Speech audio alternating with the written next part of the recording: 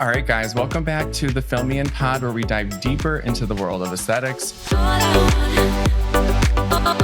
have a very special guest today, and we're actually going to be tying the two worlds of cosmetic dentistry and aesthetic medicine together. And we have Dr. Merola here today. Thank you for joining us. Thank you so much for having me here. I'm very excited today. And of course, Nicole Bauer. Hello. Yes. Hi, guys. Hi, Nicole. It's a pleasure. From the lovely Denville, New Jersey. Yes. I love it. So, Dr. Merola, we're going to be talking a little bit about how cosmetic dentistry is linked to aesthetic injectables. And I think even before we just started introducing you, we just were saying how, Nicole and I have been going to conferences over the past year, and we've noticed a lot of injectors and other providers have been getting veneers. But we also noticed that even our patients in the chair who get veneers, their faces look different, but almost more harmonized. Yes. So we were like, okay, obviously I got my lovely teeth done by this guy right here. And they look beautiful. The freaking best in the area. Thank you. But I just wanted to talk to you more about how you think cosmetic dentistry is linked to aesthetic medicine. Yeah, absolutely. And it's a great question. And it's really because these things are parts of the whole. So when we're looking at a face and we want to address what the cosmetic concerns are, we all have our little process when we're taking care of somebody. We got to walk them right on through it. So to be able to kind of target where the areas of concern are and then come up with our plan using all the training that we've had to make sure we deliver on what we're looking to do, it's very important to make sure you have a structured process for that. But when we're talking about teeth and the face and how everything comes together, when you're doing what you're doing and getting that face looking just right, as soon as they smile and you start to see all the teeth, we know there's either going to be a stark contrast there or everything's going to blend together beautifully. And so that's why we're seeing more and more of this. We're seeing more and more of these patients that are seeking both the teeth consults and the face consults and getting everything looking, you and I have talked about before, but balance is critical. How do we get the teeth looking the right way, the face looking the right way, everything being as symmetric as possible? So yes, very much so. These patients are looking for the same types of services. And I know me as a personal message, I went home and I'm looking at my face and I'm like, wait, my lower face just looks more balanced. Yeah. We even FaceTimed a couple days after. And I was like, John, you just look so harmonized. Yeah. The teeth alone. And Snatch, she's like, what? It almost looks like you had filler done. In your jawline. Yeah, absolutely. Yeah. Well, and actually on that specific note, when it comes to filler, it can be, we don't have to add that much material to help support the lips a little bit from underneath. And it's kind of incredible with what we see with soft tissue support. But we especially see it with patients who are starting to get older. They've had years of wear on their teeth. That's a different story. And in those cases, we're oftentimes having to really build out support in the mouth. And you'll see it in the soft tissues. In the world of dentistry, we've known it for a long time. But I think that seeing how fast and how incredible the aesthetics world has grown, there's been a different approach to getting that tissue support. But now that we're having these conversations together, it's really incredible to talk about how each of us have our role in helping people and really getting everything looking the way that we want it to look. And I know, Nicole, for us, whenever we're doing our consultations and we're looking at the nose to lip to chin ratio, right? And say they're more concave, right? Yeah. Going inward. Sometimes we're like, okay, they need lip filler, but sometimes their lips are so thin. But then you have them smile and you notice they have a narrow bite. They have small teeth. And now getting, veneers, I'm like, wow, this helped open up my mouth. Right. It almost looks like my top lip looks more flipped up a little bit more. I don't even know if I want lip filler anymore because it just looks better. Don't you think, Nicole? Right. Absolutely. And I think even besides veneers, correcting kind of the direction of the teeth, even I had Invisalign because my teeth were very inward. They kind of set back. So they corrected them to come forward a little bit more. And it actually rolled my top lip completely out. Yeah. So I think even if it's not veneers, even braces and things like that to kind of restructure the smile, I think does a lot too. Absolutely. And when you're talking about what cosmetic dental services does somebody need, it's so individual. It's what one person needs could be very, very different from what the next person needs. Right. So on our end, we really got to have a good, clean process for figuring out what exactly are the issues that the patient's facing, what kind of solutions are we looking at to correct these things, and then properly structuring all of that to help walk them right on through the process and get to the finish line and everything just look beautiful. and natural. I think that's our big goal, is we're trying to make things look more and more natural. And we do have some incredible materials in dentistry that can really reproduce nature in a beautiful way. And porcelain veneers it's been a big driving force for building out smiles to look very cosmetic, very natural. And when we take in all these little details, we can get there very predictably. And it's pretty amazing to see. Yeah, because I remember I went for a consult probably 10 years ago now. And it was before I had done the Invisalign. And they were like, oh, you have to do Invisalign or braces first, because if we try to correct that with just veneers, like you're going to have these bulky things sticking out because you need that forward pull. So he was like, you have to do braces first and then, reassess and see. Yeah, absolutely. And I will say this, like, the patient is far more educated nowadays than what we saw, 5 or 10 years ago. And so they're coming in with a certain mindset of like what they think that they might need. And one of the big things that I can tell you is driving in the world of cosmetic dentistry is, conservative preparation, tooth preparation, or what we'll call no preparation. And it's very rare somebody can get away with like no preparation, but yeah, I'm seeing that. Like, there's a couple of providers, and I won't name names, but I'm seeing like these no prep veneers. Yeah, exactly. Okay. So no prep or minimal prep. It's important. Obviously, we do not want to be taking away tooth structure that we don't need to take away. Like, why would be aggressively cutting down teeth? And you start getting into the world of like social media and looking at what goes on and elsewhere in the world. You get these people who get heavy tooth preparations. And on our end, on the dentistry end, the reason for that is to create space. We need to create space for the porcelain material. And so if we can plan very predictably how we want the design to look in the end, then we kind of reverse engineer the process with where we need to take away tooth structure. And to your point, that's where orthodontics comes in. That's where we start talking about, do we do Invisalign or traditional braces, start moving the teeth around, kind of getting everything where we want it to be. And then we get into tooth preparations because we can typically be way more conservative with how we take away tooth structure. And I know we talked about that a little bit before, but setting the stage for where the teeth need to be so we can be conservative with our tooth preparations and deliver on the design that we're looking for. It really can make the world of difference. And I don't want to cut away tooth structure that I don't need to. It just starts to increase other risks, increases risk of tooth sensitivity and potential for fracture in the future. Like, we just don't want to be dealing with anything like that. That's what you see a lot of on TikTok and stuff, right? These people that go overseas and they call them shark teeth. They drill them all the way down, and then they put, at that point, right? It's like you're getting a crown. It's not even a veneer. Correct. Yeah. And a lot of people don't necessarily understand the difference between a crown or a 3/4 crown versus a veneer. And the answer is, for me personally, I mean, there's a number of different ceramic materials that we can use in the world of dentistry, but I like a pretty similar material for all three of those different procedures. And so the question becomes is like, what's the difference? And the difference is how much tooth structure we're taking away and how much tooth structure we're covering. So they do, the veneer is the most conservative of those three options. Then we get into the 3/4 crown, and then we get into a full coverage crown. And there's definitely recommendation. There's an indication for one versus the other. But if I have a patient who's purely looking for cosmetic dentistry and there's not a functional issue going on, then why would we be cutting away tooth structure and going to crowns?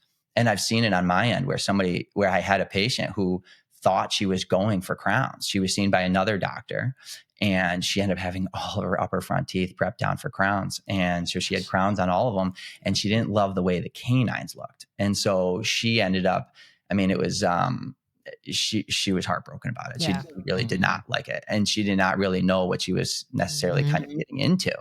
And so when she came to see me because she had concerns about how things looked. And I told her, I was like, unfortunately, like, we end up I do have to cut these 2 restorations off, but I didn't have to take away any other further tooth structure. Everything was already there. Just kind of clean up margins and make them look the way they wanted. But again, to your point, it's just, some people don't necessarily know what they're going in for, and they are getting aggressive tooth preparations. And that was in the United States. So patients have to be very mindful of who they're going to see. Now, this is, I think we're going to lead into a really good question or good topic now. I feel like because cosmetic dentistry has become so big and it's going to only get bigger, you're going to obviously see it in the industry double, triple, like the amount of practices going up, right? We've seen it in the aesthetics. There it is. Yeah. Yeah. So sorry. We've seen it in the aesthetic space. And, it's predicted over the next 5 years that I think it's going to triple or quadruple how many med spas go around. It's growing fast for sure. That's great, but it's also a little scary. We have to educate the public just to say, listen, you have to make sure you're looking at Google reviews, look at the website, make sure you're going to a reputable provider that you can trust. So with that being said, I just wanted to touch base on Nicole and I what are the requirements and certifications needed to do cosmetic dentistry? Because I was just reading, and I'm sure you saw it too, the CEO of A-List Smiles in Atlanta, Brandon Dillard, which I can say his name. It's like all over, the news right now. But he was claimed to be Atlanta's best veneer specialist, and his office was raided. He was arrested because he was found to not be licensed. And he had hundreds of thousands of followers. I saw that. On Instagram. Yeah. So crazy. All these people trusted him.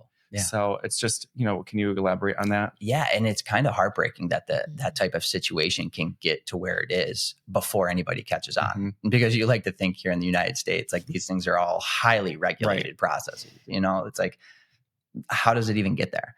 So let me start with, in order to be a dentist, to even be able to work on a patient, not even in the aspects of cosmetic dentistry, because cosmetic dentistry is kind of a step beyond all of this, but you have to be a licensed dentist in your state. And so it is state dependent. So you have to be licensed to practice dentistry in the state that you're working in. You have to make sure you satisfy all the state requirements. And then, you can at least start now in the capacity of performing general dentistry. Now, when it comes to cosmetic dentistry, it is not a recognized specialty within dentistry. Now, I know there's two big boards in the United States that are really pushing the American Dental Association hard to get cosmetic dentistry recognized as a specialty. And I do agree with that. I think that they absolutely should, because cosmetic dentistry is challenging in its own regard. And I'll tell you that, like, when you have a cosmetic dentistry complication, it's not like a general dentistry complication. It's very rare I'm ever having somebody dealing with like pain or infection or like discomfort of that kind. Cold sensitivity is one of those ones that, you got to make sure that you're handling the teeth appropriately to make sure you minimize that as a potential complication. But generally speaking, there's not like any really concerning like major complications that I've ever seen cosmetically other than the cosmetics itself. And so when you have somebody who's coming in the door looking for cosmetic dentistry and they're looking for a certain type of end result, you want to make sure that you're delivering on what that patient's looking for. So for me, I have a very thorough process. Now, my process, it's on me. Like it really is on me. I internalize my process, but that's I've heard about the process. I heard it's a full day. Well, the consultation is very important. It is. And on my end, I want it to be easy for the patient. So the more I'm taking on, the more I'm kind of walking the patient through this process. Absolutely. And yes, there's a process to it, because we want to make sure everything, like I said, when I get to the end result, I don't want there to be like questions about like how we got here. Right. We're going to make it as predictable as possible. Well, and each case is different too. Exactly. Right. Like there's people that have more like poor structure that probably need Invisalign or like hardware, right, to help correct the bite first. And then, so that it's probably a whole process. But it is. Do you want to elaborate a little bit on your consultation process a little bit and what to be expected? Yeah. So I want to go back to the one point before though about when it comes to the requirements, because cosmetic dentistry is not a recognized specialty, it does allow for a lot of people to be calling themselves cosmetic dentists. And to be honest, like, even though I do a lot of cosmetics, I do a lot of other things in my office too. So I've never like been the one to like, kind of like hang my shingle as like some cosmetic dentist. It is probably one of the things that I am the most passionate about, like in the world of dentistry. So I do like to think we do it very well at my office. It's okay. Yeah. I just, I love it. I really do. And I'll tell you, there's very few things that are as rewarding in dentistry as walking a patient through this. My process is fairly elaborate, but when I'm walking the patient through this cosmetic process and we get to the end goal and they see the results of it. And you see, I mean, I've seen on the mental, emotional side, how it just transforms someone's personality. And now I'm like, wow, okay, that was probably the single most special part of this entire process, was to see how they feel about it at the end. And it really is incredible because, well, John, I know we as we were kind of talking through and walking through the process together, there's so many little details. Do we add length? Do we change color? Do we add texture? You know, do we do something with the gum tissues? Are the gum tissues looking good and healthy? Is everything good there? So there's all these little things that have to come together. And even before we get that, the orthodontic process, you know, do we do ortho? Do we not? Because the orthodontic process is on the short end months and on the long end years. So do you want to put off cosmetic dentistry for years while we're walking you through the orthodontic process? These are all very important questions to have at the beginning of treatment 100%. Before you ever get started, right? In order to make for the process to be predictable. I think that lines up realistic expectations as well. The more you explain, the more they can understand what's possible and what's not possible. Yeah. I would rather have a long, lengthy consultation and the patient not go through treatment rather than us walk through treatment and I go spend all this time and effort trying to deliver on this case and somebody be unhappy. Like I really don't want any of my patients to be unhappy with the work that they're getting. So 100%. Have you seen, I will work tirelessly to make sure that they're happy. Just like me and Nicole, like it's like that person's a product of our work, right? And we want to make sure that it's close to 100% as possible before they walk out the door. Yep. Absolutely. Yeah. Well, until we get cosmetic dentistry recognized as a specialty, I'll tell you one of the important things for patients to ask their dentist if they're going to go through this process. Number one, you can usually see it written all over their face, how passionate they are about cosmetic dentistry. And then you start talking to them about what your concerns are. Patients should always be seen for a consultation visit to go through and be able to air out all of these concerns, walk right through the whole process, as well as talking with their doctor as to why or how these things even occurred in the first place. Because some people get so fixated on the end goal that they kind of neglecting the most important step of the process is, why do things look the way that they look in the beginning? Because if we don't know why, the why behind it, I have to know why. If I don't know why, then I'm worried that we could have an issue down the road. And I don't want our patients to ever have an issue. I want everything to look beautiful and perfect when we're in the end of it, and to make sure that it's going to look beautiful and perfect well into the future. We don't want to be retreating stuff if we don't have to. That's for sure. Yeah. Or running into other issues. And one of the big ones that we're seeing, and I'm not going to get into this too much now, but because I know we'll touch base on it a little bit later, but it's tooth wear.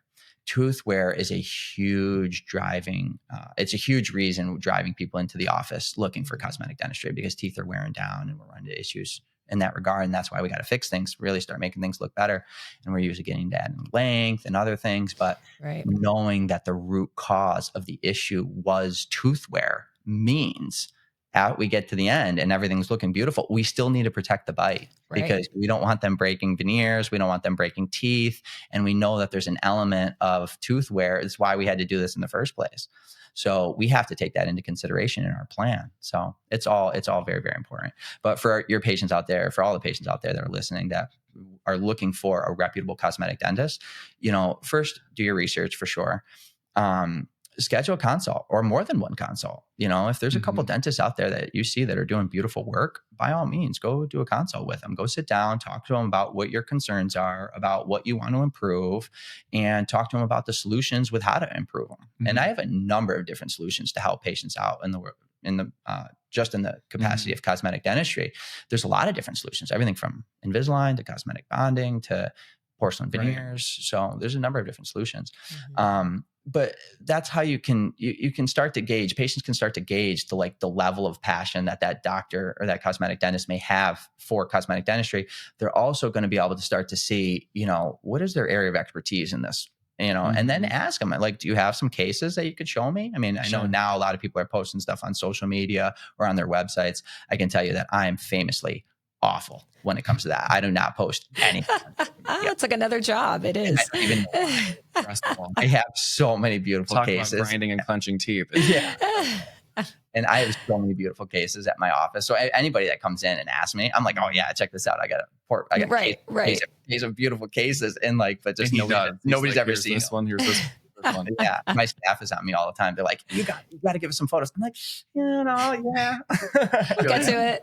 They really are so beautiful that I'm like, yeah, exactly. Yeah. Time is a huge, yes. Yeah. I'm like, I got 3 boys at home and oh boy. Yeah. I'm at home. I'm busy at the office. It's nonstop. Yeah. You go home. It's just another, Those would definitely be my recommendations, at least until in the world of dentistry, cosmetic dentistry gets recognized as a specialty. And I would really love to see that happen, because when things do become specialty programs, there's now very detailed criteria that have to be met before you can claim that you're a cosmetic dentist. Yeah. And I would like to see that happen, because I do think, although the complications are rarely in the form of like major discomfort and pain, unless you really mess something up with like the bite that can cause that. But generally speaking, like we still don't want people to have cosmetic complications. To me, that's still a complication. I mean, I don't want people to be walking around unhappy with what's going on. No, of course. Absolutely. And I think your point about, you can tell if they're passionate on their face, like if a provider is telling you no, there's a reason, don't push it. Don't tell like your normal dentist, if they don't do it, don't be like, just do this too. Just, find someone that specializes in it. If they're saying no, I say to people all the time, if you went somewhere and you need temple filler and they weren't willing to do it, there's a reason they said no to you. It's because they don't know how to do it. Absolutely. So don't push it, look for someone that really knows what they're doing. Yeah, absolutely. And to that same point too, is like, cause I know you guys see this in your world too, but it's with patients who are kind of seeking like cost driven care. And I will tell you that like, just go with a reputable person and just talk to them about your concerns and figure out how you can do that for your budget. And there's other solutions, but don't go to a non-reputable person because you're looking to save money, because it might cost you substantially more in the long run. Also, and that's not good. That's not something. In my history, like I mean, I went for a couple consultations before going to Dr. Merola, but just because, and this is just also like injectables in the aesthetics world, like just because someone has so many followers doesn't mean they're a good injector or a good provider. Yeah. Just because their treatment costs $24,000 more than whatever doesn't mean they're better. Right. So I think, like you said, go to your consultation, feel them out. It's all about the energy and really seeing, do they love what they do? You can sense the passion. Yes. Your gut for sure. Especially because now like social media, the way social media is growing so fast. Oh my God. There's all these back end algorithms. Like there's ways for people to boost their followers. Absolutely. And all other ways. But I know we've talked, my process has always been so organic for me. Like it really has. Like I've never really pushed marketing. It's like really not ever been one of those things for me or my practice. Can we just take really good care of everyone? Right. And then word spreads, that's how you get referrals. And absolutely. They want to refer their friends and their family members and their coworkers, and and they can't stop talking about it because they're like, wow, those guys, they just like care. They just care deeply. And word to me, that's probably one of the most important qualities. Yeah. Word of mouth is so huge, but I always tell him, I'm like, listen, like since going through this process and the amount of people that have been interested in veneers, right? It's like I've opened up this whole conversation and I'm like, wow, this is amazing. Yeah. And I think people are scared of looking fake, just like filler, just like Botox. They don't want to take away from their natural beauty. Yeah. But that's why I think it's important to find someone that's going to give you a natural outcome and give you an outcome that's going to fit your face. Absolutely. So I guess leading to the next question, Dr. Merola, like how do you ensure they're not going to look overdone? Like how do you go through that? Great question. So one of the biggest reasons why things can look overdone is usually color. We can get outrageous with color nowadays, especially because these porcelains are like white.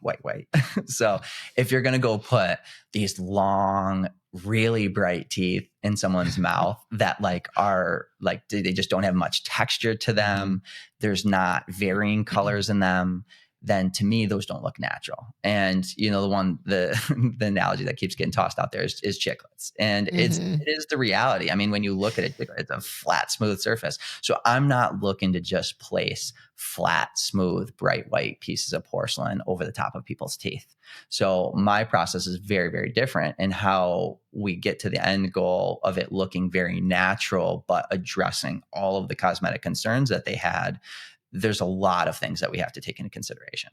And so on my end, I'm looking at the gum tissues. I'm looking at the teeth. I'm looking at wear patterns in the teeth. I'm looking at if there's any existing restorations in the teeth, the position of the teeth, the position of the gum tissues. I'm looking at space. I'm looking at crowding. I'm looking at all these little things that I know are going to come up in my process.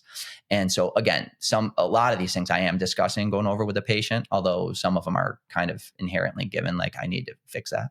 So we don't have to harp on the things that I know are going to already be addressed during the process. My goal when I'm meeting a patient for the first time is very much to make sure that I'm addressing what their concerns are while simultaneously getting to the root cause of why things are looking the way that they're looking, and then walking the patient through the couple different options that I have to help address those things. But I spend a lot of time addressing the why and addressing the how we're going to fix it. Because to me, those are basically the two most important steps. And then the treatment plan actually comes after all of that. It's like, am I treating 4 teeth with porcelain veneers? Am I treating 4 teeth with composite veneers? Am I treating 10 teeth with porcelain veneers? Do I need 9 veneers and 1 implant because there's a tooth in the back that's heading downhill really fast, or it's heavily restored and I don't want to have to come back and revisit, what to do with this one tooth because it failed 2 or 3 years down the road. And it was like, and now I've got a cosmetic complication. I'm like, when I'm done, I want the case to be beautiful, everything to be healthy, and we're not going to have to worry about things for a very, very, very long time. Hey guys, just popping in to remind you to like, subscribe, and hit the bell for notifications. Also, don't forget to follow us on Instagram, Injector Jon and Aesthetic Nurse Nicole. Thank you so much for watching. And if you have any questions, leave it in the comment section. How do you decide how many teeth people need? Such a great question. It comes up all the time. And it's so individual. And I will I say this to my patients all the time. I would much rather do 4 veneers or 8 veneers than 6 veneers. And the reason for that is because when you just go from canine to canine, typically the back teeth disappear in the smile. Or you have to be very aggressive with how you prep the canine. I shouldn't say very aggressive, but you have to be more aggressive than you would typically need to be if we're not going into the premolar areas. And it's because if you just put veneers from canine to canine, the canines tend to look bulky and they cast shadows on the back teeth going back. So one of the classic cosmetic complications we'll talk about is what we refer to as dark buccal corridors.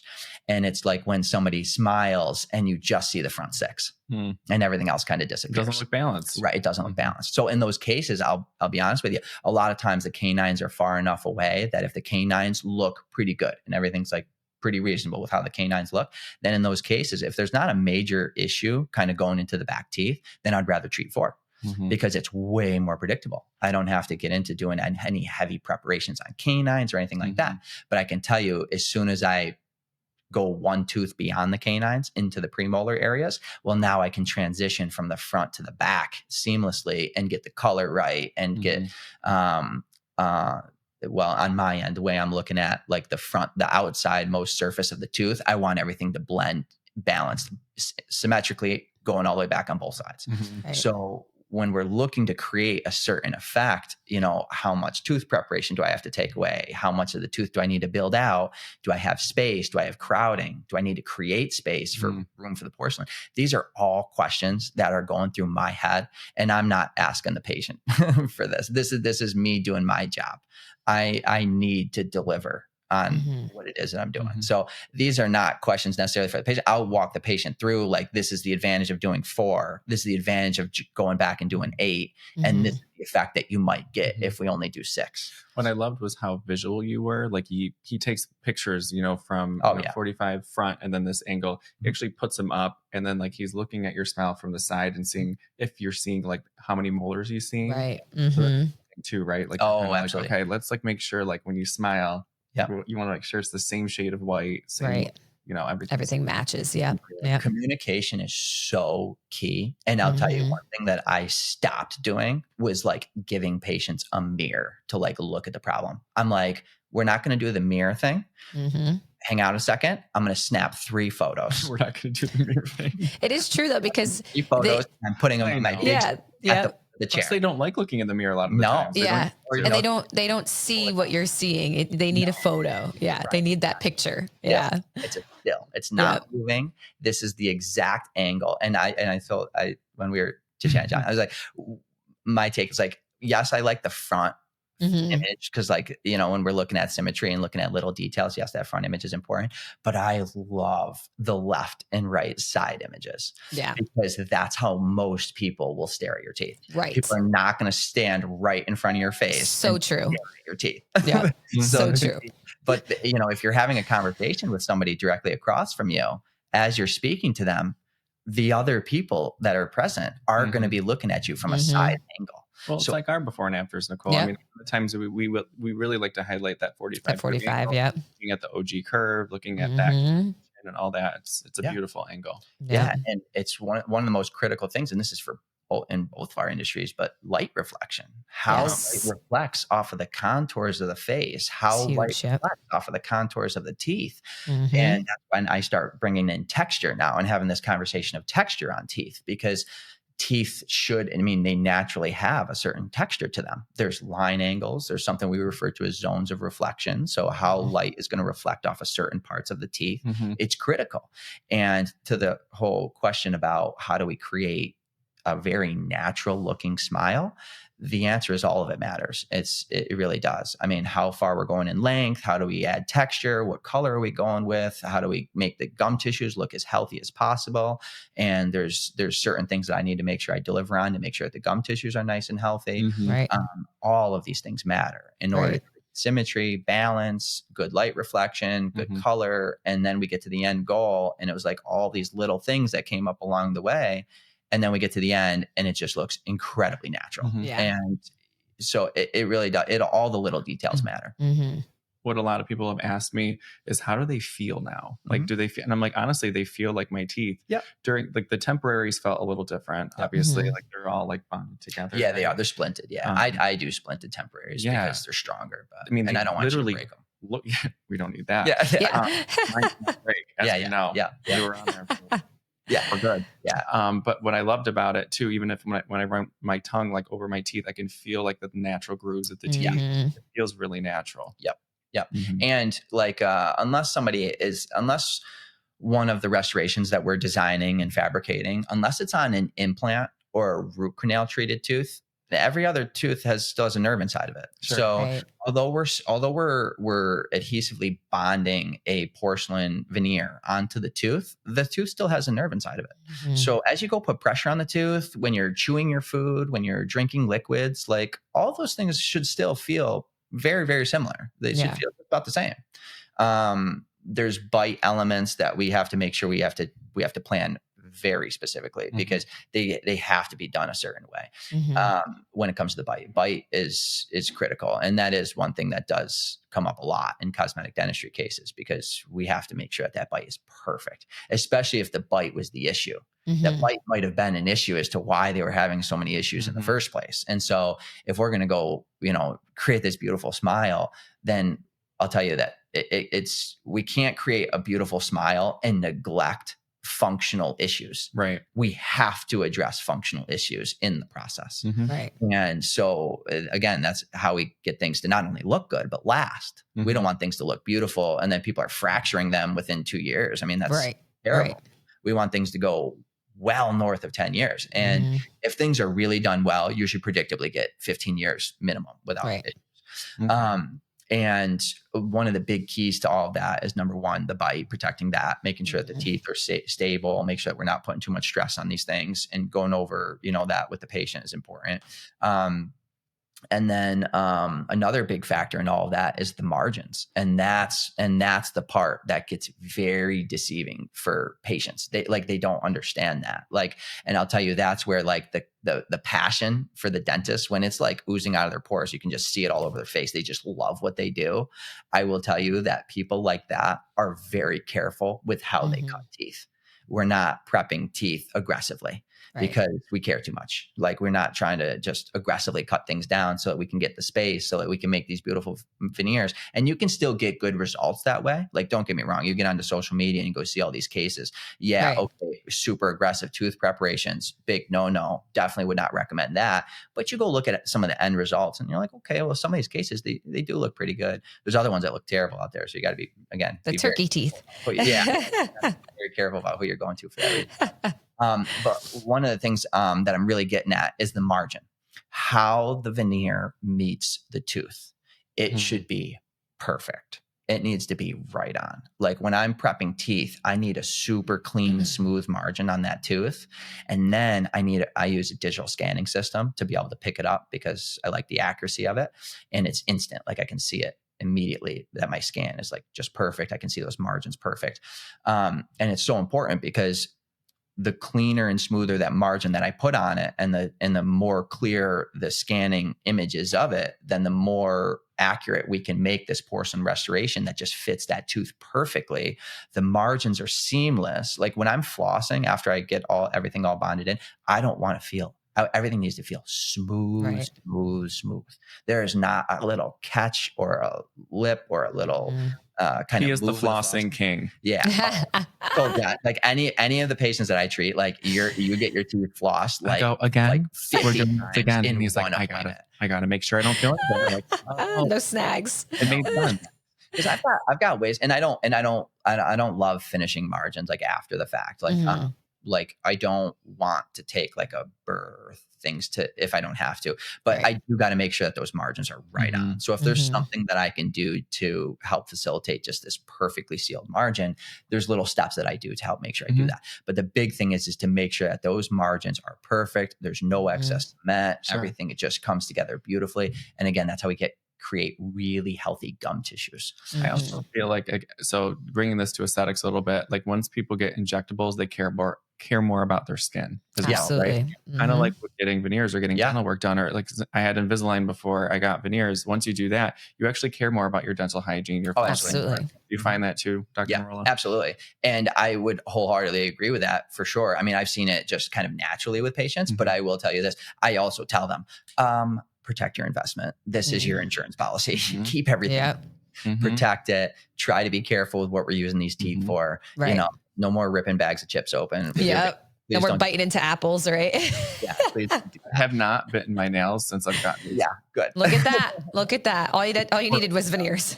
It's a horrid habit. Exactly. You definitely are going to be conscientious of it. I mean, Right. you spend a lot of money, and you, especially when you go walk through this process, like I try not to leave anything like off the table. Like we are going to talk about everything that's going on with the patient's mouth. Yeah, Nicole, but seriously, I'm like, oh my God. Yeah, I like don't touch.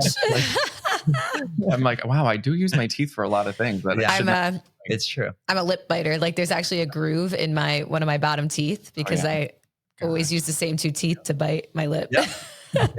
Okay, you're gonna laugh. I have the exact same thing. Really? Yeah. Or like you bite your lip and then you keep biting it, and you have like this little bump. Yeah. I got this little slide position that I have, and I got this little tiny notch that I can see. Yeah. Oh wow. I created that. Yeah, exactly. You need to take care of that, Dr. Merola. I know. I need to find somebody for my teeth. One of my questions, actually, if you do the upper, you don't have to do the lower, or do you like to do both? So it depends. So no, I don't always like to be honest with you, I don't want to treat any tooth that doesn't necessarily have to be treated. To be honest with you, every tooth that we start cutting into has its own risks of creating a situation. Now, that being said, experience has a huge factor in all this. What is the patient's issue? That has a huge factor in all this. So one of the big reasons when we're getting into doing lower, again, becomes what's the functional issue? Or is it a major cosmetic issue? And oftentimes it's both. But when there's a major functional issue, again, we have to address that. And one of the most common reasons why we're getting into like really big cases now, we're talking like having to do 20 units or more. When we're getting into those cases, it's usually because there's a big functional issue. Patients have been grinding. There's been something going on there that's leading to these challenges. It does happen in some cases due to bad orthodontic care, to be honest with you. When teeth get positioned in a certain way and they're just looking to make things straight, but not taking the temporomandibular joint and the muscles into consideration, you can have perfectly straight teeth and feel like your bite is nice and balanced, but they start having all kinds of joint pain or muscle pain or other stuff going on. And so we usually end up having to address that too. The teeth can get pushed into the wrong direction. And that is actually something why we would maybe be getting into, this is where we start to trend a touch out of cosmetic dentistry and into what we, in the dental world, we would consider more of a full mouth reconstruction. And yes, there's absolutely cosmetic elements built into full mouth reconstructions. But when we're talking about a full mouth reconstruction, there's even much more planning that needs to go into it, because now we're taking the TMJ into consideration. We're taking the bite planes into consideration. I'm taking the musculature into consideration. So now I got to make sure that their TMJ is balanced. I got to make sure that they're symptom free there. I got to make sure that they're symptom free in the masseter muscles. And I got to make sure I figure out where their teeth need to be. And we usually end up having to do what we call opening the bite. This goes back to one of the earlier points that we were talking about was lower face, mid and lower face, soft tissue support. You guys see it in your world. And I'll tell you, in our world of dentistry, going way, way, way back, the earliest this subject gets talked about, believe it or not, is actually when we're making dentures for patients. So when patients have had lost all of their teeth on a single arch, and we refer to that arch as being edentulous, meaning there's no teeth in that arch, right? So they're all collapsed. We don't know where their bite is because they don't have any teeth. This doesn't support their bite. They also end up losing lip support, they lose cheek support, and they have a whole number of issues that are going to start to result from that. Now, they might not be running through your guys' door looking for aesthetic services, but I can tell you that in our world, learning how to make a good denture for a patient, we're looking at how to build these things. We're actually looking at all the soft tissue. So we start opening up the bite. And it's the earliest smile design training that any young dentist will get. So all the dentists that might be listening, learn how to figure out where to put the teeth. This is a side note, but this is making, I'm sitting here thinking of TikTok and these videos of, they're women and they've, I think due to poor dentition or whatever. I already know what you're getting at. They lost their teeth and then they have dentures and they do the full glow up of like their teeth and they do their makeup. Then all of a sudden they're like, and it's, whoa. And it's crazy. And that's a perfect example of how teeth can make such an impact. Oh, absolutely. For support in the lower face. I actually have a patient who I believe she did all implants, which takes like forever, right? Like, I do that as well. So and she actually comes in like once a year, and I just feel like right here for her because she had lost a lot of that support, and she starts to actually drool, and it causes like sores and stuff. So we actually put volume here and just support it, and she's like it lasts her like a year, and it just helps so much. You know what else can be super helpful with those is Botox and the DAOs, the depressor anguli oris. Okay. Because that little triangular muscle right here is a depressor muscle. It's our frowning muscle. So little Botox in here. Little Botox. And it's not much, like 2 to 4 years. And it helps to upturn the corner of the mouth. So it down. Nailed it. Yeah. So a little filler and sometimes a little Botox. Yeah. Really getting pulled down. And having you may see it's like, oh my goodness, that muscle's at work 24/7. So, seen some Bell's palsy patients at all, Dr. Merola? Yeah, absolutely. And there's their own challenges. So when there's damage to facial nerve, cranial nerve 7, when it's damage to the facial nerve, we're going to run into soft tissue again, more soft tissue support challenges. Now, different process, neurologic process. Now we're looking at having to support these tissues, but that patient's not going to have a whole lot of musculature to help support all of that. Now, there's a lot of other muscles that are in the face that can help support it, but we usually find with Bell's palsy patients specifically, that affected side is critical for them to keep clean because they don't have like, when you're moving the cheek tissues and you're moving stuff around and you're kind of using your tongue, you might sweep around certain areas to help try to keep certain things clean. Patients, when you start to lose certain muscle function, stuff tends to build up in those areas. And so in Bell's palsy, it's usually only affecting one side. And so that side is critical for them to keep clean because they can start to run into major hygiene issues. But also, there's aesthetic challenges with it. There's hygiene issues with it. There's other dental considerations that we have to take into consideration with that. But that's a really good point. Okay. You had brought up TMJ earlier. Yeah. Obviously, Jon and I, do a lot of like masseter injections and things like that. But as a dentist, like how do you approach treatment of TMJ pain and things of that nature? So I could talk hours on just that subject. And the reason why is because it's so common, which is one.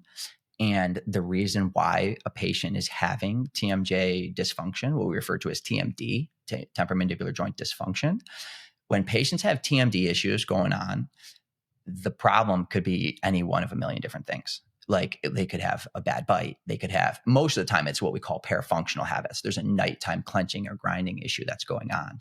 Sometimes there's an anatomical problem going on with the joint, and that can have its issues. Parafunction is probably the most common reason why people have temporomandibular joint dysfunction. And what's actually what's a little better about that scenario, it's much better than having an anatomical problem with the TMJ joint. And parafunctional habits we can usually keep under control pretty easily. Like a nighttime occlusal guard can help protect the teeth, as you guys have both known and seen and treated, many times over again. But Botox in the masseter muscles can have a really positive impact on patients. It really helps reduce a lot of that hyperactivity with the masseter muscles, but patients don't lose any function. The masseter muscle is an incredibly powerful muscle. So even when you are dosing that with, 25, 30, 35 units of Botox per side, the patients don't lose any motor function with the masseter muscles. They can still chew just fine, but we see a huge reduction in all that hyperactivity of the muscle. And so the muscle spasms calm down, the hyperactivity goes away, the nighttime clenching and grinding stuff is subsiding. The downside with Botox, we really love for it to last longer, but so they end up having to be on this follow-up care regimen in order to make sure we keep it under control. But it's incredible the benefits that Botox can have. But again, that's focusing more on patients with parafunctional habits, nighttime clenching or grinding habits, because when they're grinding throughout the night and they're running into muscle spasms, that's why we would use Botox to treat that. Right. Well, one thing I've noticed, and please tell me if I'm wrong, is that with my patients coming in and they're wearing a night guard at night, a lot of times they feel like it makes them want to clench more because something's in their mouth and it almost makes it like worse. And of course, then they're coming in, we're doing, masseter Botox and it's tremendously helping. But what do you have comments on that? And it's a great question. So sometimes that's exactly what's going on. There's something that's in their mouth. It's just kind of triggering now. And now they're wanting to do it more. Or it's a nervous thing. It is. Yeah. Like you just want to bite down on it. It is. And I know there's some other stuff that you and I talked about that we'll touch base on a little bit that will help address some of this. But I'll tell you, there's another thing that I treat in my office that it's getting a lot more attention. It's definitely in the United States, but I'd argue across the world, we're starting to look at this more and more and more, but it's how sleep apnea negatively impacts all of these issues. Because patients who have, I would argue this, that pretty much every single patient who has oral sleep apnea or an obstructive sleep apnea issue, they all have hyperactivity in their masseter muscles. They all have hyperactivity in their jaws. Wow. And so in my office, we're screening these patients with home sleep tests. And I work with a brilliant ENT doctor who runs a big sleep lab, and he reviews all of these things. Because as a dentist, I can't review sleep studies. I can't provide a sleep apnea diagnosis. That's purely medical that has to do that. So, but we help facilitate the patients getting screened for this kind of thing. And then we work with a brilliant doctor who helps. And you're doing different appliances I do. Right? Yeah. I make oral appliances to help address obstructive sleep apnea issues. CPAP's another great alternative to that. I know patients I have a number of patients who have concerns with CPAP machines and some of the concerns that go on with that, whether it be concerns with the leads, they don't like the noise of the machine, they don't like keeping that thing clean, they don't like traveling straps with it. On the face. Yeah. You can get strap marks on the face for sure. Yeah. Who wants to deal with that? It takes, a while for them to come down, especially if they're really tightening it down. And that's another thing we have to screen for. Nicole and I, especially with cheek filler, full face, is that they wear a CPAP machine. Absolutely. It's all that, like you said, I literally saw my father-in-law last night. Yeah. And he literally has like the permanent. Yeah. It's like a little mark there. Cheek filler for you. Right. I mean, if you're wearing the thing every night, I mean, I'd almost argue that like with time, the tissue is almost going to be permanently embedded in those areas. Because that strap's going to fall into the same spot. I'm hoping technology, it's already advancing. Right, with that. That's amazing. Yeah. Oh, absolutely. And we already have other stuff coming out nowadays. You're seeing the Inspire, which is like the implanted lead to help address. How are you seeing? Is it successful? Is it working really well? Not my area of expertise, so I can't comment too much on it. My only concern with it is, and I could be mistaken on this, but I don't believe that lead can ever be removed. I'm pretty sure that when that thing is implanted, it's implanted. She's permanently. And what is this for? This is for sleep apnea? For sleep apnea. Yeah. So for sleep apnea, basically for the longest time, if somebody had a sleep apnea issue, they were getting a CPAP and that was it. That was like your only alternative. And then, I mean, it was decades ago. It just didn't really kind of catch that much traction until, I don't know, maybe oral appliances, maybe 15 years ago, something like that. Especially in the last 5 to 10, they've really like exploded. We're making so many oral appliances now to help address airway issues and help address sleep apnea issues, because we know, I mean, through our research, we know that the issues that patients are facing with oral sleep apnea issues, they're getting a ton of hyperactivity with their masseter muscles. And this happens, you can particularly see it when a patient goes for an in-person sleep study, when they go in for a polysomnograph.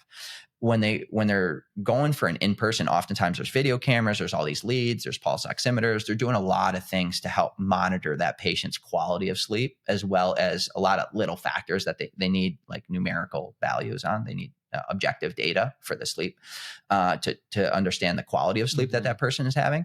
But when you see it in a video and you look at the pulse oximetry, it makes beautiful sense with how this process is taking place. Patient goes to sleep, they lose their airway, their pulse oximetry starts to go down. We refer to it as desaturation, meaning the blood oxygen level is going down. And when that number, and normally it's between like 96 and 100% for everyone, pretty much all the time, unless they have lung issues that can come in, which, you know, get into the whole aspect of COVID and pneumonia and everything came along with all that. That had major negative issues with all this. But for an otherwise healthy person, their blood oxygen level should be 96 to 100%. With oral sleep apnea, with an otherwise healthy person, when they go extended periods of time at night with an airway obstruction, that oxygen desaturation level is going to dip below 90%. And when it dips below 90% and into the 80s, and that goes on for an extended period of time, before the patient actually wakes up, where the brain goes through an event and wakes up, before that happens, there's going to be a lot of hyperactivity with the jaw muscles. It's the brain's emergency means of trying to gain an airway that it knows it doesn't have. Right. So there'll be all this movement with the jaw. There'll be hyperactivity of the masseter muscles. They'll start to spasm. There'll be challenges from that regard. But then, if the pulse oximetry continues to stay low, or I should say the oxygen saturation level continues to stay low, below 90%, now all of a sudden the brain triggers. There's an event. It wakes up. They open up, gasp for air. So now, when we send a patient for a sleep study, we refer to this as the AHI, the apnea hypoxia index. And in those cases, sometimes we're seeing this happen 30, 40 times an hour.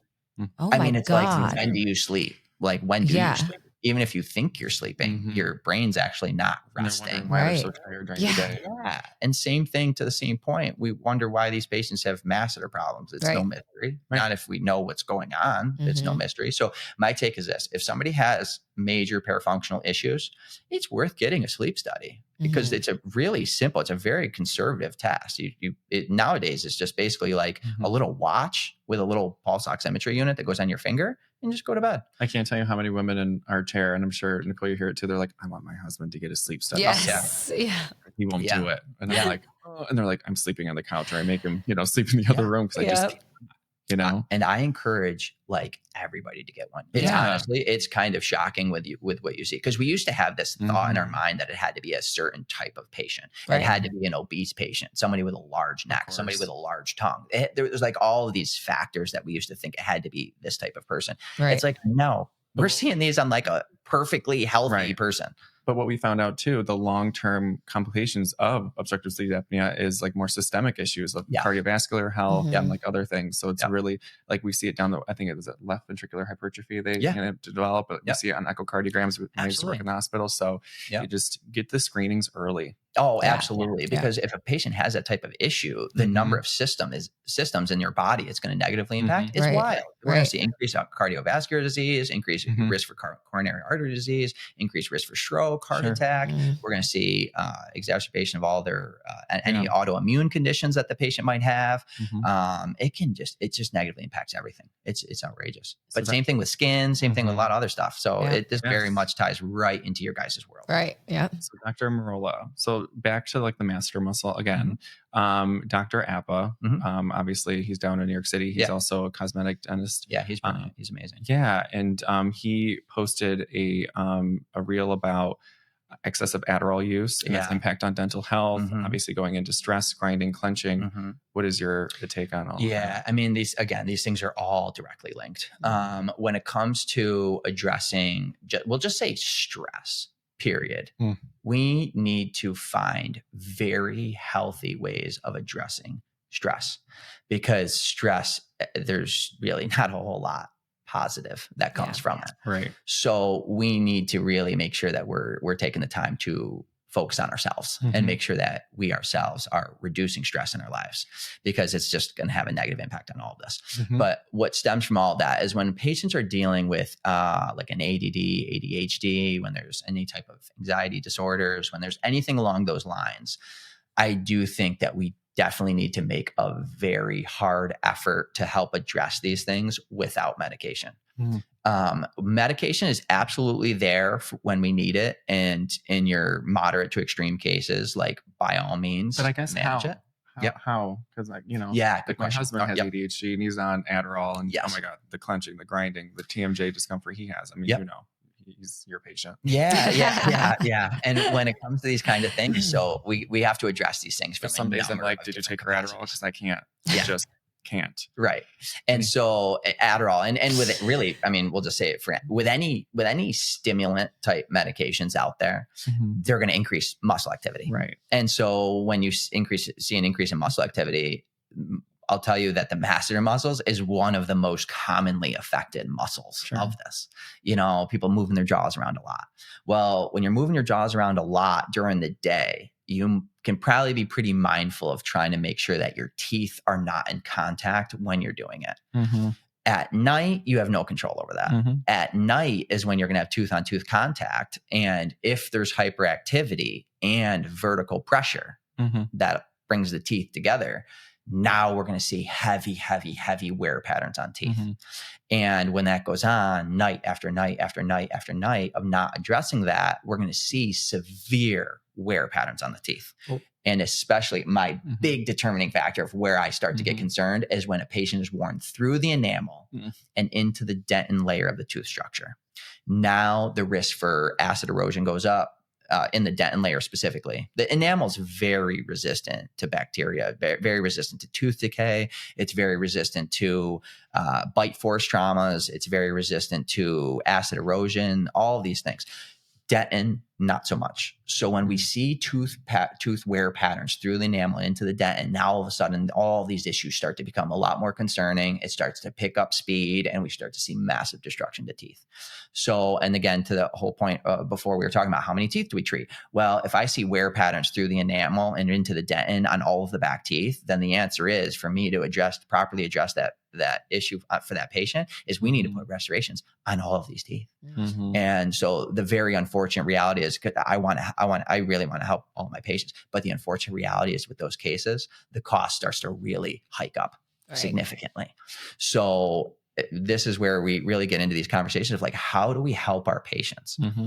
Like the best way to help our patients is to screen for these things, look for these things, train yourself, go to the continuing education and learn how to identify these things, address these things as professionals working in slightly different capacities, but essentially we're all taking care of patients here.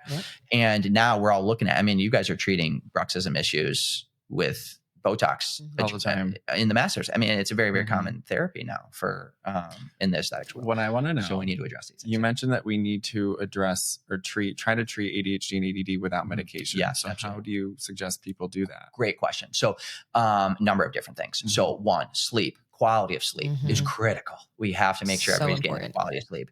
Got to make sure that they're staying hydrated.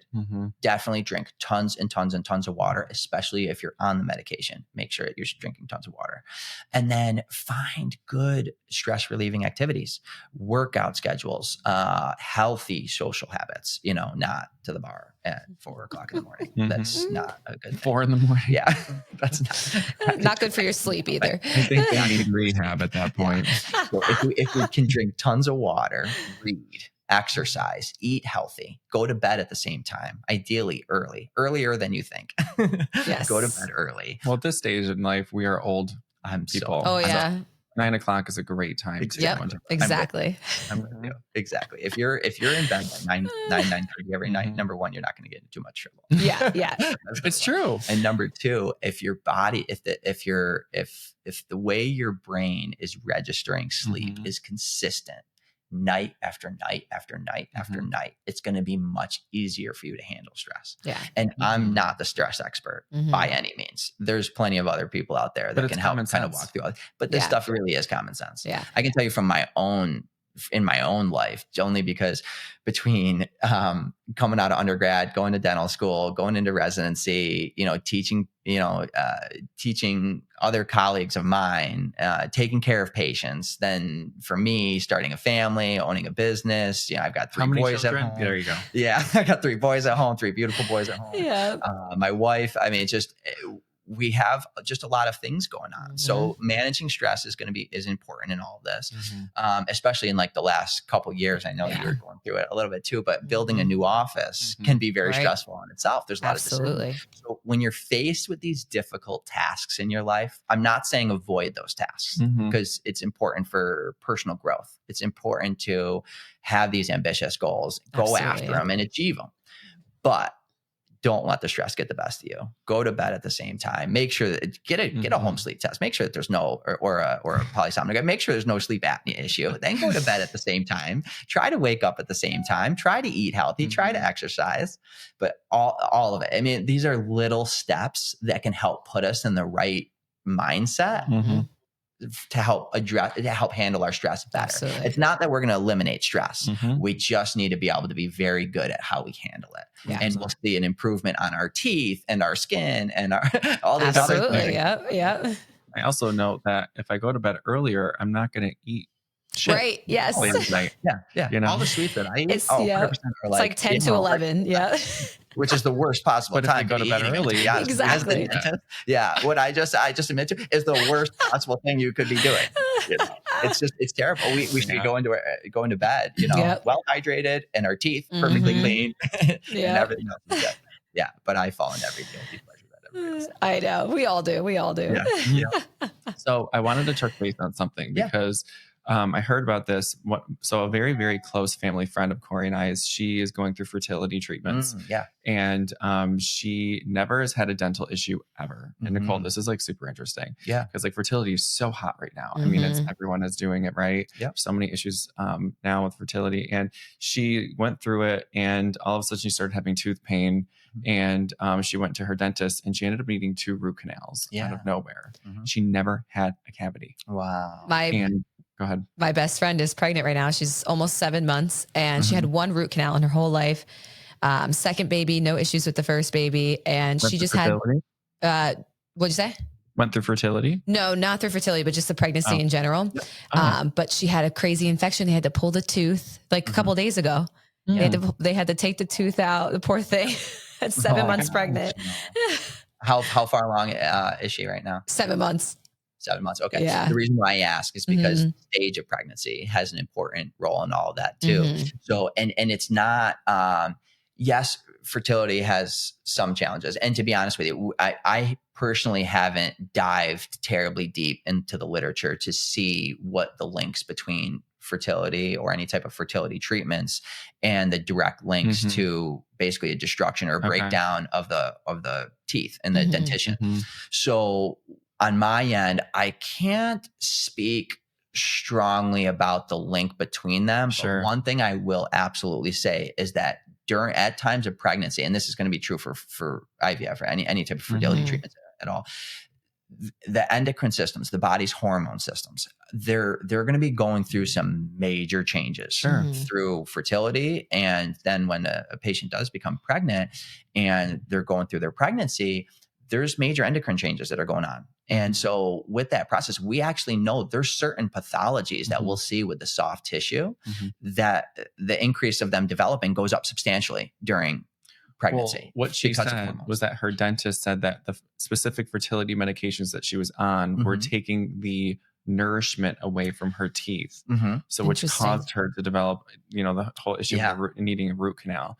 So, and she was like, oh my God, Yeah. So there's a combination of reasons why. So yes. So soft tissues, we can run into challenges there. With teeth, there's challenges we can run into there. And with stress, there's challenges we can run into there. And all of it is coming into all of this. And then same thing with even dietary habits, because during pregnancy, there's certain there's food aversions, there's certain things that I like everything sour, everything sweet. Yes, right. And especially maybe we need to talk about what she's putting in her mouth. Yeah, it's true. I mean, it's true. So, and same thing with if they have other children, because they do. Yeah. So the thing is the other children still, they have schedules. We need to take care of them, so there can be this little breakdown of how much time we're focusing on ourselves during these times. So I will say this, because again, having 3 boys of my own and watching my wife go through this amazing process over and over and over in 5 years, she's amazing. My wife is incredible. She's just an amazing person. And when it comes to these time periods, the pregnant women need as much support as they can possibly get, as much support as possible. They need to take care of themselves. They need to be drinking water. They need to be going to bed. They need help with the other kids in their lives. They need support to minimize stress, and for them to be able to focus on themselves. They need to be able to eat healthy. They need to be able to go to sleep at regular. I know my wife, you can tell a mother that as much as you want. She's just going to do whatever she take care of her children. In her mind, there's nobody that can replace. And it's true. It's true. Nobody can replace a mother in your life for sure. Right. But these things are so important, because if we do neglect these things, we are going to start running into problems. Right. So, and there is actually a very strong link between pregnancy and sleep apnea. And even if the sleep apnea is just an acute problem because that's being driven by the pregnancy, because they may clear the sleep apnea the moment they're done with pregnancy. Right. Give it a couple months after and they're free of it.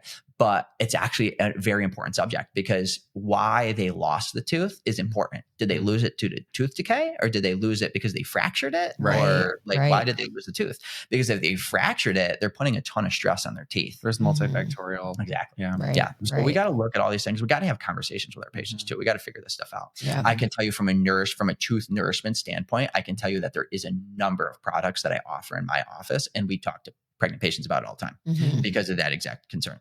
We worry about the potential for them to be running into these type of issues, whether they're fracturing teeth or, maybe dietary stuff has changed a little bit. They're going to more comfort, carbohydrate based foods. They're, busy between doctor's appointments and between all the busyness in their life. They may be snacking on maybe not the best types of foods to be snacking on. Those things have a negative impact when it comes to bacterial growth in the mouth and tooth decay and things of that nature. So there's a lot of little factors, but all patients out there should, and especially if you're going through pregnancy, 100% make sure that you have a good dentist in your life. You got to have one because they're going to be monitoring these things for you. They're going to be looking at things for you. And if you have any indication that tooth may be going down a certain path, go get the attention before it turns into root canal or extraction, anything along those lines. But usually if we can catch things early and address them early, we can prevent those problems from occurring. The only exception is fracture. Okay, I want to get through a couple more questions because especially on veneers, because I know people want to hear this. Oh, absolutely. Yeah. There's 2. So do they need to be redone in the future? And then also, what are the long-term, what's the long-term care? Yeah, veneers? Absolutely. So let me start with the care item, because truly, when it comes to teeth, if a veneer is on it or not on it, I don't really have particularly recommended, keep them clean. You should be brushing twice a day. Floss. Flossing every day. Yeah. Seeing your dentist every 6 months or more frequently if you need to. If I had to redo a veneer, it's either because of one of two different reasons. Either the veneer fractured for some reason, and that we would absolutely need to get to the root cause of, because if they fractured it doing something that they weren't supposed to be doing, or if they fractured it because of a bite situation that's going on, those are two different reasons. One of which is on the patient, the other one's on me. So I gotta make sure I figure that out. I have one crown, and years ago I was eating Gushers and it popped off. Yep. And the dentist is like, well, yeah. Oh my God. So I'll be honest with you. You should never, right? Yeah. Chewy. I know. They're so good though. No, I haven't had a Gusher since, so don't worry. Was it an expired Gusher? Was it a little hard? Like what's going on? No, they're just so chewy that it causes it to get stuck. Oh, yeah. That's sticky. That's sticky, direct negative pull. And get them off with certain cements, with older style cements. See, all the cements that I use now, whether it's for a veneer, a 3/4 crown, or for a full coverage crown, I use adhesively bonded cements. So everything adheres to the tooth structure incredibly. You cannot get one. You cannot get these off. You can't. You couldn't get the temporary though. Oh, I couldn't get the temporaries off. He couldn't get the temporary. I was number than a box of rocks. And he's sitting there. I'm like, he's pulling. I'm like, okay. And with the temporaries, because like you hear about these stories about people fracturing temporaries or temporaries coming off. It's like, it's the last thing I want for a patient. But also, I'd be lying if I said it's something that's very hard. Yeah. You know, like, okay, I'm going to say it. Like my husband, he was eating cookie dough and he literally telling on him. I'm telling. Sorry, Corey. But he had cookie dough and literally chewed on one of the chocolate chips and he fractured it. And literally he's like, oh, is that a chocolate chip or is that part of my temporary? And I'm like, well, let's see. Let's not. Or is that my tooth? Yeah. And he sees, he goes, oh, and he smiles. I go, you gotta go. Oh, no. Yeah. That didn't happen to me, Dr. Merola. In Corey's defense, it was a molar. It was a back one. So when we were getting that far back, it's hard to avoid them. Yeah. Taking some force back there for sure. But ADHD. Yeah. Easy thing. No problem. But when we're getting into veneers, so there was the care, which home care really shouldn't be anything like radically different than what you're doing. Implants, a little different story. So that is something that I do advise patients in terms of keeping the area clean around implants. I'll just toss out there water picks, all these hydro flossers. These things are great products. They really are. They're little mini pressure. Are they a waste of money? No, not at all. Good. I have one. Good. Especially like around implants, they're very important because we don't have as much of a gum tissue connection to that area as we do around a tooth. Around a tooth, the gum tissues are actually physically attached to part of the tooth, and then there's a little pocket where they're not attached. But around an implant, there's no soft tissue attachment to the implant restoration. So there's naturally a deeper pocket. We need to keep those areas clean. We need to keep inflammation down so we avoid running into problems. It's very, very critical for the health of the implant, as well as for the health of the restoration, the health of the tissue, the health of the bone. So water picks are great around those areas. Same thing with tooth bridges. Bridges can be used for cosmetic dentistry. And again, another reason, a bridge and an implant would be used to replace a missing tooth. So if a patient has a missing tooth, then there's some other, and this does come up in the world of cosmetic dentistry all the time, because a patient may have what we refer to as a congenitally missing tooth. And the lateral incisor teeth, just right next to the two central incisor teeth, it's very common that tooth would be congenitally missing, or for it to be slightly, if it does come in, but it's a little smaller, and we refer to those as commonly referred to as peg laterals. So peg lateral, no big deal. We can make a veneer for that and really make them look beautiful. But if the tooth is congenitally missing, now we're looking at an implant or a bridge to replace that missing tooth. And now is where the hygiene stuff starts to come back in. We have to be a little bit more careful about how we're keeping the area clean around an implant, around a bridge. Now, you said to me, right, as far as duration, and did you already say this? Is it 20 to 25 years to be redone? Yeah. So how we can accurately respond to this. So here's my goal. My personal goal is to never have to redo them. Yes. That's my goal. Yep. If we do everything the right way and the patient's caring for everything, and we're seeing you for follow-up checks, and we're making sure that everything is staying healthy and staying clean, and the tissues are healthy and the teeth are healthy, and the margin with where the veneer meets the tooth is all healthy, and everything's sealed properly, then we should ideally never have to go back and retouch those. That's awesome. I'll tell you one thing. I certainly don't want to have to go back and retouch them. I know what my process is like. And guess what? If we have to redo them, we're starting all over again. Yeah. like start from scratch. At least we have some framework of like what our end goal needs to look like. So the process is a lot easier, but I'm going back and looking at everything. I'm not, just because I'm going to do a case revision doesn't mean I'm going to like skip any step of my process. Like that's just not happening. Teeth shaving. Yes. Let's talk about that, because can I tell you, that's probably one of the most popular questions I get is like, okay, I want to get them done, but I just don't want them shaved all the way down. So what do you have to say to that? Yeah, I completely agree. One thing I want to do right before I answer that question was your question about longevity. Okay. So when it comes to how long should the veneers last for, that's a good question. And to accurately answer that, we need scientific literature to support what it is that I'm saying.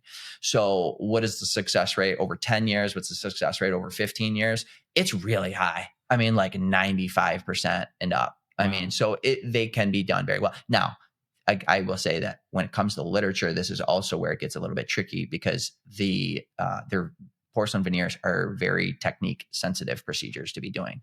So in the wrong hands, that success rate goes down. In the right hands, I think it's right on par. I'll tell you that like I'm 9 years in, so I don't have the data in my own office to support it, but I can tell you one thing, that every single case I've ever treated, I haven't had any issues with. So that's wonderful. And we'll continue to monitor every single one of these cases going forward. And yeah, it's my goal to never really have to retreat them. But if we do have to retreat them, it's likely either because a veneer fractured or the tooth is starting to break down at the margin where the veneer meets the tooth. And that can be for a number of different reasons. Either we didn't execute that margin the way that it needed to be, or the bonding of the veneer on the tooth the way it needed to be, or there was a defect in the veneer at that margin, which any one of which can cause an issue at the margin. Or in some cases, it's hygiene. And that's why we emphasize hygiene. So it's so important, because if we can keep the teeth clean and the veneers clean, then we can keep that margin where the veneer meets the tooth clean. And that margin is going to be the area where it fails. If it's from decay, if it's from bacteria. Do you guys? So those two things. So 15 years, very predictable. North of that, we don't. I haven't personally seen the literature where a doctor did track his cases north of 20 years, 25 years to see the success rates. But I can tell you, any doctor that did that is likely doing that for a reason, because he knows the success rates are really high. And again, that's so technique sensitive. It's because that doctor is brilliant and he's been doing it for a really, really long time. Yeah. And I know there's some cosmetic dentists out there that have been doing it for a very, very long time with a high degree of predictability. Yeah. And again, that's why their names are what they are in the industry. I mean, they're brilliant at what they do. Right. So, but I would argue that there are some young guns that we're seeing in our industry that are incredible at what they do. You asked me about tooth preparation. So when it comes specifically to tooth preparation, it's one of those things that with my cases, after we've gone through that consultation and I really understand what the patient's issues are and what type of end result are we looking to get with this patient, then I can start to figure out tooth preparation. So, and my take on tooth preparation is we only want to take away what we need to in order to support the veneer, space for the veneer. So the veneer is going to occupy some space in itself. And that's where this whole conversation of like no prep, minimal prep, or versus just like a regular veneer prep. How much tooth structure we need to take away. I can tell you that it's very, very, very rare that somebody can get away with no prep. And with a no prep veneer, it's usually because the patient has spacing in between their teeth and they have small teeth. So those cases, and they still have to be aligned pretty darn well. So as long as they are, then yeah, you can probably get away with a super, super, super conservative prep and or potentially doing like no prep at all. I know some docs are specifically trained in some of these no prep things, but I would argue that like the thinner you make the veneer, the more fragile it's going to be. Oh yeah. So in some respects, we actually kind of want to do a little touch of a prep, especially in certain areas. Like for me, instance, it's always like right near the gum line. I want to have a little bit of a prep in those areas because that's how I can have a veneer have a touch more thickness in that area. And so it doesn't come to like this like razor edge finish that could fracture. And so, and same thing with like, there's a reason why I'm putting these margins, why I'm doing these preparations is so I can create a beautifully smooth, clear, easy to see margin for my ceramists then to go make these beautiful veneers that are going to fit perfectly. Right. They have to fit perfectly in order for that margin to be perfect, in order for it to be easy to keep clean and to make sure that this patient does not run into an issue in the long run. And also, right, I mean, it's individual, because what if they come in and they're not straight? Exactly. The structure's all over the place, right? And they're like, no, I don't want braces. I don't. 100%. Like, if you don't, then you're going to have to shave it down. Oh, absolutely. Yeah. I mean, we can't do a minimal or no prep veneer case on somebody whose teeth are coming way far forward. Right. Like, what are we putting the veneers on? Right. Right. You know?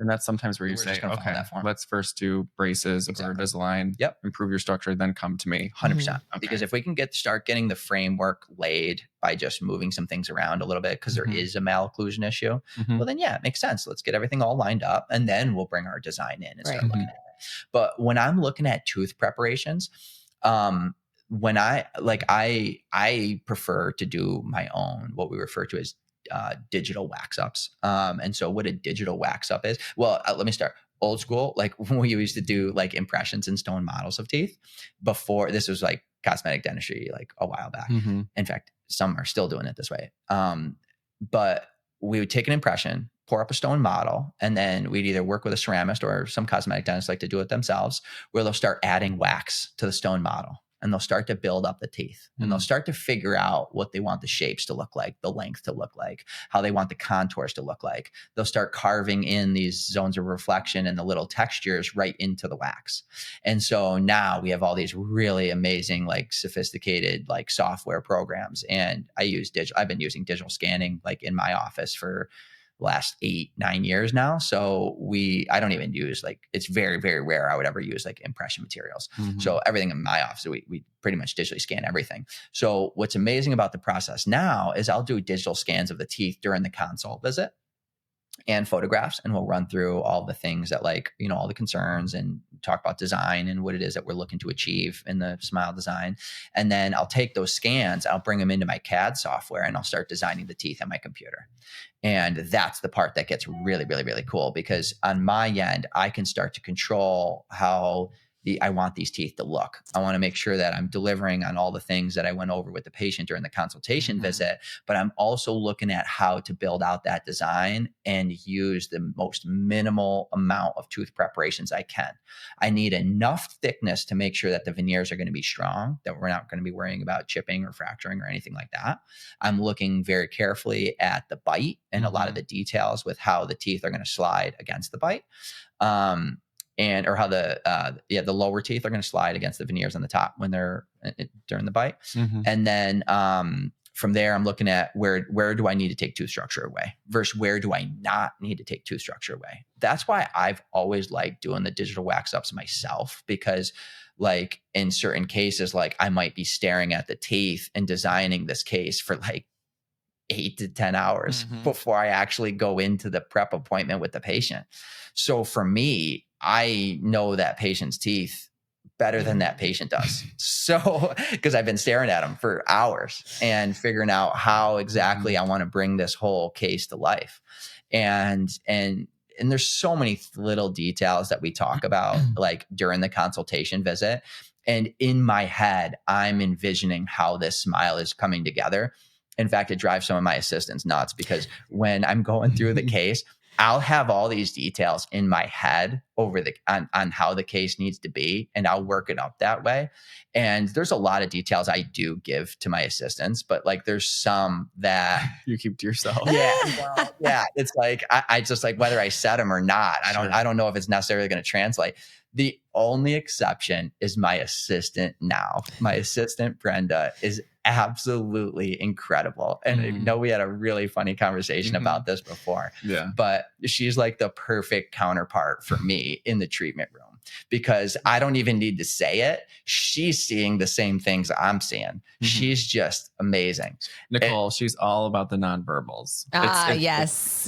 She's very good. She masks things so well. And I'm looking at her, but I'm looking at her eyes and I can just feel the energy. And I'm like, I love it. She's amazing. She's incredible. She really is. Yeah. I mean, her and I are just on the same page. The best team. And that's so important. Yeah. And it really is important. Yeah. So, I mean, my whole team is like that. Your whole team. Yeah. They're all an extension Right. of myself. And you really need that. I mean, you really need that in an office. So, you know, back to that whole point about like patients and like seeking out reputable doctors, and that my whole team represents like what it is that we do in the office. So anybody that comes in, and same thing with the space itself. I mean, you just come in. I mean, we just built this. I mean, we're almost a year and a half into the new facility. But when you walk in and see the office and see the team and meet the people and start walking through the process, and we always start with, it's very rare that I would necessarily take somebody like right into smile design. Most patients were kind of like looking at everything, checking the tissues, checking the teeth, kind of making sure everything's healthy and stable first. And then we'll get into cosmetic stuff. Very rarely, you were one of them where we just went kind of right into cosmetic stuff. I mean, I quickly tell everything else was healthy and stable. I didn't have any other concerns. So we basically kind of got right into it. And you had a dentist, which was important too. So when we get into those types of things, like for the patients that are seeking out this type of care, like you can see it all the way through with my organization. I mean, just how I am about my cases, but it's just anybody you talk to on my team is going to be a representation of that as well. Right. So I wanted to ask you, what is your why, Dr. Merola? Oh, yeah. Yeah. Like, why do you do what you do? Yeah. So I appreciate you asking that question. So like for me, I'll tell you, anybody that meets me, it's kind of like, it's pretty obvious that like I love what I do. I had really early exposure to healthcare because my grandfather was a physician. He was a family practice physician. He built this massive practice. And my grandfather, he had 6 children. His oldest was my father. My father became a dentist. His second oldest, my Aunt Sue, she became a physician. My Aunt Sue's 2 children, they both became physicians. Oh my gosh. So with my father, I became a dentist. And now I'm really close with all my little cousins on my father's side. And of the 16 of us, 5 of them are doctors. Oh my gosh. And some of them are still not even old enough to even go to medical school. Right. So it's really like in healthcare in our family, it's been something that's just been present. Now, not everybody gets into it. We got a lot of people that are brilliant at what they do in other things, but healthcare it was very strong, like in my family. And we got a lot of early exposure to it because my grandfather graduated UCLA Medical School in 1964 and has been practicing medicine in Syracuse he practiced medicine for 55 plus years. And just his commitment to care is it's just incredible. And then my father was the same way. And so I just grew up with that. So caring for other people just kind of became this like inherent thing that like I grew up with, and I was really driven towards it. I didn't know if I wanted to go to medical school or dental school. So early on, I studied biology and I really tried to kind of figure out what it is that what I want to do. But there's something about dentistry that spoke to me. There's this hands-on mechanical component of dentistry that I loved. And so to be able to build smiles, and it's just amazing. I mean, we're helping people in a different capacity than I'd say medicine in a lot of respects, because with medicine, there's this very thorough diagnostic process, whereas dentistry, usually the diagnostic process is pretty quick because the issues are pretty obvious. But it's very mechanical with how we have to fix things. Like we're not very rare. I'm trying to fix something with like a medication. Like that doesn't really happen. Like almost everything we have to do is mechanical in some capacity. So I was just very, very, very driven to that element of dentistry. And then as I continued to study dentistry, you know, my big thing was this, like I graduated near the top of my class. And so I had a lot of options available to me, but there was something about general dentistry that was like, I don't know if I can step away from this, because you really can do just about anything. I mean, I trained in surgery. So I started doing implant surgery. I started doing soft tissue and bone grafting surgery.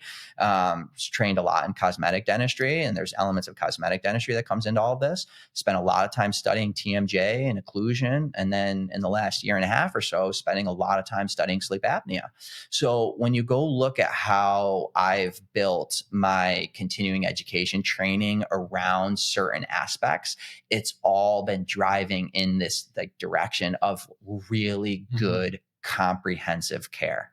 Because in the world of dentistry, it's like everything impacts something else somehow. So unless you're walking into a case understanding like truly the extent of what this patient's problems are, it's hard to accurately treat them. to be honest. So we got to look at TMJ. We got to look at sleep. We got to look at the bite. We got to look at all these things. And then we get into cosmetics. But hearing about just you saying that, it would make me want to go to you. Yeah. You know what I mean? Oh, Because you're so Thank comprehensive. Because we want to go to someone like you because clearly you care so much and you're broadening your horizons. You're not just focusing on one thing. You're just, you're comprehensive. You want to know everything that you can about that profession, you know? Longevity. It's key. I don't want things failing.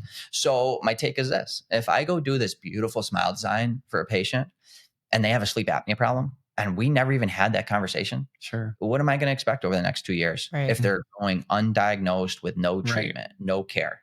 They're going to likely start destroying everything slowly but surely. It will absolutely happen. Or what if there's a major underlying TMJ issue and they're grinding their teeth away, and we just made these beautiful veneers and didn't address any of their functional problems? Right. If we did that, this is not going to last 15, 20 years. We're going to have problems. So, and again, this should never be on the patient. This is for the doctor. This is for the doctor to be able to do what needs to be done the right way. But a lot, in the defense of the industry, these things have been growing so fast. And a lot of this keeps turning up, and we're like, wow, okay, that's the reason why we ran into that issue. And especially as we start to transition this conversation into like sleep related items, it's really remarkable because that's not really dentistry. Right. You know, but it significantly negatively impacts dentistry. Right. 100%. So in the world of dentistry, we've been forced to be at least keep our eye on this. And any dentist out there that's listening to this thing, by all means, go get trained in sleep. It's outrageous some of the things that you're going to start to understand about TMJ and occlusion and about other issues that the patients are having. Not to mention when you go start realizing all of the negative impacts sleep apnea has on the rest of the body, it's incredible.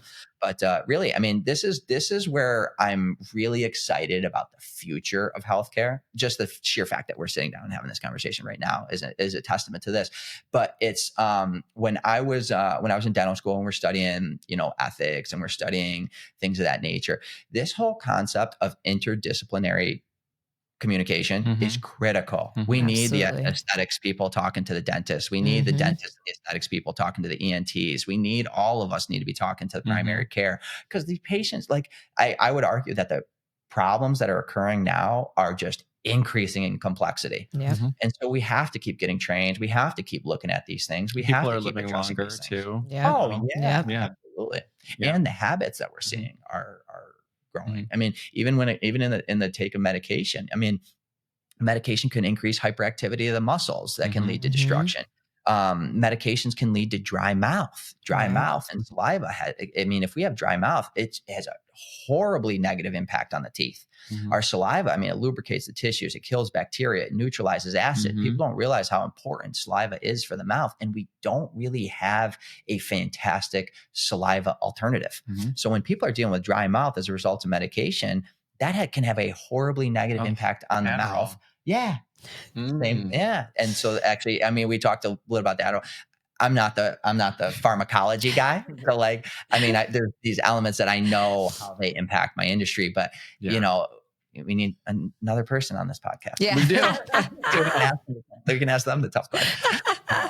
But I will say this: I do know how some of these medications, when we start to see the fact that these medications are affecting saliva, and patients are dealing with dry mouth, and we're going down that path, we see increased risk of acid erosion. We see increased risk of tooth decay. We see increased risk of periodontal disease. Again, all of these impact cosmetic dentistry as well. So, and then we're oftentimes having to treat issues because of those things. We're treating cosmetic issues because of those other things. But again, if we ignore those other things and just treat the cosmetic issue, we're not doing our jobs. Right. We're just not doing it. We have to look at everything as much as we can, and as much as we're trained to look at anyways. And then get other specialists involved when, and that's where my take on studying certain aspects have been great, because what I quickly realized is where I draw the line in the sand, because I'm like, oh, no, that's a John thing. You guys call John. Right. Yeah. Yeah. But, that's why we do need to talk to each other about these things. Of course. So before we close, Dr. Merola, is there anything else that you want to touch base on that we didn't? This subject I could talk about. I know, forever. Days. I love it. is there a lot that we didn't? Yeah, of course. Of course. But I feel like we touched on a ton of stuff, like really good points. I'm really glad we got a chance to sit down and do this because I think that there is just this ever increasing crossover in our world. I shouldn't say crossover because it's not really what it is. We both treat different things, but we're looking at the same patient. Yes. And so when we're looking at them with different sets of eyes and we're looking at them with different sets of training. And so we're looking at trying to figure out how we can help people and how to do it predictably and how to do it as non-invasively as possible and how to make sure that we're like really we're minimizing risk for complications. So as we continue to train, as we continue to plan appropriately, as we continue to ask our patients the right questions, it just keeps sending us down this path of getting more predictable, safer, better results for our patients.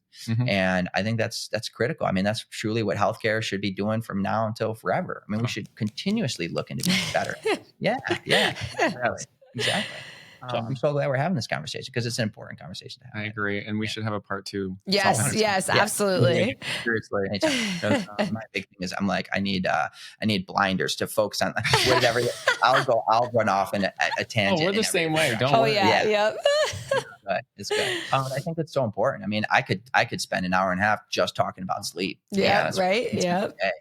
Yeah. And I know it's not really, the aesthetic, it's so therapeutic. Like when that problem's been identified, I would argue that like it would probably be one of the most stable patients coming back in through the door because yes, aesthetics, of course, people are looking to help improve certain things aesthetically, but when there's a functional issue going on, they cannot ignore that. That's going to just continue to get worse and it's going to cause more destruction. And now in order to fix it, it's that much more involved. And so staying on top of the therapeutic side of some of these issues, it's critical. But wait, one more thing I have to talk about. Actually, I had a patient that was referred to me. She was actually already my patient, but then she went to her dentist and she was having a lot of left-sided cheek pain and it was exacerbated by like cold. She was out in the cold, things like that. And her dentist was like, you have TMJ. I really think you should try master Botox to really help with it because I think it's just the muscle being so tense around the nerve. She came to me and I was talking to her and she's telling me how like the cold, like the minute breeze hits her, she's got this terrible pain that goes from her side of her ear down to her mouth. And I'm like, does she have trigeminal neuralgia? I was just thinking that. Very much like that. So I ended up treating her that I said, listen, I go, you need to be seen again, go to your primary or get a referral to a neuro or something. Because I really feel like this could be trigeminal neuralgia. So we did the master. It actually helped like a little bit, but she ended up being diagnosed with trigeminal neuralgia. And she's on trileptal, I think the medication is to help with it. And it's been life-changing. She actually went and got, what's the radiation? Is it gamma? Gamma knife. Gamma knife for it. And she's doing so much better. But it's very interesting how like we're in the aesthetic space, even though we're cosmetic, we are tied into actual medical functions. And it's just so interesting. Now you're having conversations. Can help people. Absolutely. And now you're having conversations with like radiation oncology. It's like, wow, man, we really made a big jump. No, we didn't. This patient had an issue this is where we had a crossover between aesthetics and radiation oncology. And it's like, oh my goodness, how much of a jump was that? Well, not really a big jump because the master muscle is impacted by all this. And when you want to talk about the trigeminal nerve, I mean, that's kind of like my whole world because every tooth and gum and sinus and joint and muscle, I mean, that's the trigeminal nerve. It's the branch of the trigeminal nerve. So that's my whole world. I'll tell you that like, I think that the diagnosis of trigeminal neuralgia, unfortunately, I think it gets overused a bit. I do think that there are absolutely trigeminal neuralgia patients 100% that are going out there. And she sounds like she's one of them because that's where it was like clear as day to me. Like when she was telling me, I'm like, okay, this sounds legit, Yeah. But when we look at just the sheer term trigeminal neuralgia, trigeminal is cranial nerve 5. Like, it's okay. That's just the nerve. And then neuralgia is nerve pain. So we got nerve pain of the cranial nerve 5. And I'm like, okay, but what's the problem though? Is there a degeneration of the nerve? Is there damage to the nerve? Is it actually a joint issue that they couldn't figure out, so they tossed it up to that? Is there a masseter issue that they tossed it up to that? Right. So to get a true trigeminal neuralgia diagnosis, usually the patient's going to have to run through multiple different specialists, and everybody else basically turns out nothing. And then the patient finally finds their way back to neurology, and then neurology is like, everyone cleared you. We got a trigeminal neuralgia problem, and then we're going down that path, because there's nerve pain in itself can be very challenging to diagnose and very challenging to find relief from. But I, unfortunately, because I've had a number of patients that have come into my office with a trigeminal neuralgia diagnosis, and there was something else going on, and something else that we were able to identify. We were able to. But thank God for you that you did that. Yeah. Right. Yeah. And that's, when it came to my training in TMJ and sleep and occlusion and some of these other things, like, and because the trigeminal nerve innervates all of these tissues. So for me, when it comes to like a patient has a trigeminal neuralgia diagnosis, I'm like, well, have they seen me or another dentist yet? Because I'll tell you, I'm going to check about 40 different tissues and areas that are all innervated by the trigeminal nerve, and I'm addressing terminal branches of the nerve. So when we're looking at nerves, I like taking the terminal branches and then working backward towards the brain, because what we can do is we can separate off where the location of the problem is. So when you're looking at a problem along a nerve pathway, I like starting terminal branches, and then we slowly start working our way back to the brain, because as you work back to the brain, as soon as you do start to find where the location of that issue occurs, now we can isolate it. And if you can't, and you keep tracing it back towards the brain, and there's just no solution here, there's no relief, we have a true trigeminal neuralgia issue. Because that's a nerve issue, and whether it's the trigeminal ganglion or stemming off the brainstem, or there's something else going on, there's something deeper going on that needs to be identified and needs to be addressed. Yeah. Well, I'm glad I brought this up. That's Yeah. And again, with TMJ stuff, I'm like, you're like, where do I draw the line? Where do I end? Okay. Yeah. We start. Part 2. Oh my God.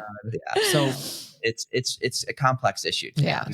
All right. So Dr. Merola, where are you located, and how can the public reach you? Yeah, absolutely. So my name is Dr. Alfonso Merola. My practice is Merola Dental Center. We're located at 6849 East Genesee Street in Fayetteville, New York.